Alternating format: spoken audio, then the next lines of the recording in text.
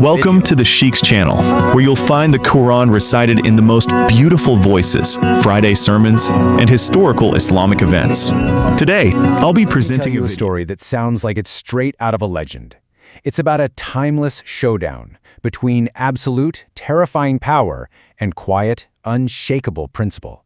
It's the story of a tyrant and the one man he could never, ever To really break. get the stakes here, we have to start with a number, 38,000. So what is that? Well, that's how many people one ruler, a man named Abdullah, had killed to completely wipe out the dynasty before him and found his own, the Abbasid Caliphate. And as a final power move, he literally rode his horse into their grand mosque just to prove his dominance. All of this, history gave him a title. But he wasn't called the Great or the Wise. Nope, they called him Asafah, the Bloodshedder. And here's the crazy part. This wasn't an insult from his enemies. It was a name he proudly embraced. It was his brand. Okay, so I want you to picture this. As-Safa is in his palace, surrounded by the very men who helped him wade through rivers of blood to get to the throne. He is the ultimate authority. Nobody, and I mean nobody, dares to question him. So, feeling the full weight of his own power, he looks around at all his terrified followers and he throws down a challenge. He asks, is there anyone left in this world, anyone at all, who has the courage to stand up to me? Just imagine how quiet that room got. But after a very, very tense silence, his court actually gives him an answer. They tell him, yes, there is one person who might not bow. And it's not who you'd expect, not a general, not a rival prince, but a scholar, a man of knowledge known as Imam Al-Huzai. So the summons goes out. The most powerful man in the world wants to see the one man who might justify him. And when the Caliph's soldiers arrive at his home, Imam Al-Huzai knows exactly what this means. This isn't a friendly invitation. It's a test he might not survive. What he does next is just extraordinary. He doesn't panic. He performs this very deliberate ritual. First, he takes a final purification bath. Then, he puts on his own keffin, his burial shroud. And then, he puts his regular clothes on right over it. Think about that. He'd already accepted death and conquered that fear before he even left his house. The walk to the throne room, it was a psychological gauntlet.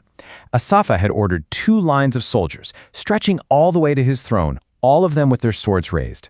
Every single step was designed to scream death and to terrorize the scholar into submission. Here's the thing. It didn't work. The Imam later told people what was going through his mind.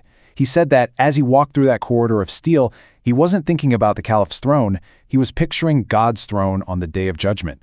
And compared to that, this mighty tyrant seemed as tiny and insignificant as a fly. So here we are, the showdown. The scholar, literally dressed for his own funeral, stands before the Bloodshedder.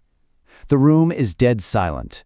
The Caliph, furious at this man's quiet dignity, starts his interrogation with 3 very loaded questions. The first question is a total trap.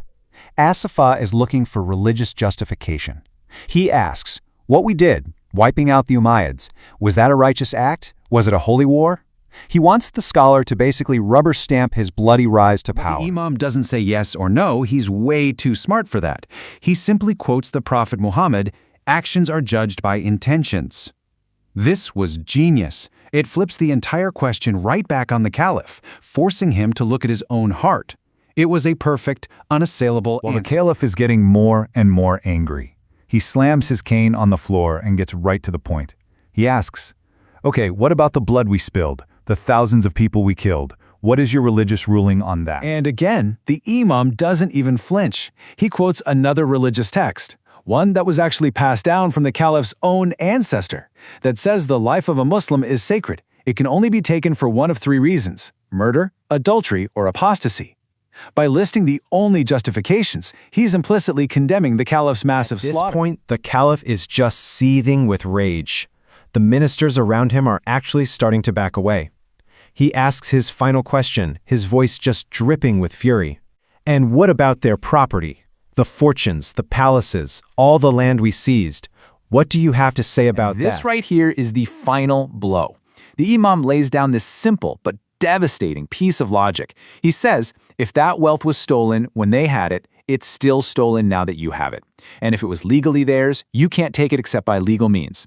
Then he adds that God will judge the Caliph for every single coin he took. That was it. The Imam calmly lifted his turban, baring his neck for the sword. The ministers pulled their robes back, fully expecting to see him executed right then and there. The executioner raised his blade. This was the moment of truth. In that incredible silence, with the sword hanging in the air, the price of truth was just hanging in the balance. But the order for that sword to fall, it never Caliph, came. shaking with rage, but also maybe with a tiny bit of awe, doesn't give the order to strike. Instead, he just screams, "Get out!" and throws a bag of gold coins at the imam's feet. It's one last test, right? To see if this man's integrity had a price. The imam picks up the bag, but instead of keeping it, he does one last thing.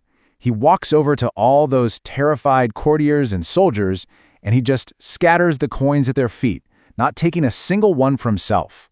Then he turns and walks out of the palace with his head held high. The story doesn't end there. Not even close. The impact of that day lingered long, long after the scholar left the palace. Years passed, and eventually Imam al-Huzai died. Astafa, the Bloodshedder, the most powerful man in the known world, made a journey. He traveled to the grave of that quiet scholar who had faced him down and walked away. There, at the tomb, the tyrant finally confessed.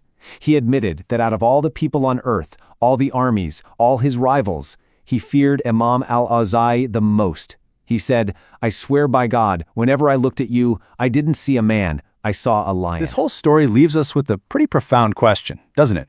In a world that's so full of noise, what is the true power of a single, principled voice armed with nothing but conviction? It shows that maybe true strength isn't always about the sword you carry, but about the truths you're willing to die for.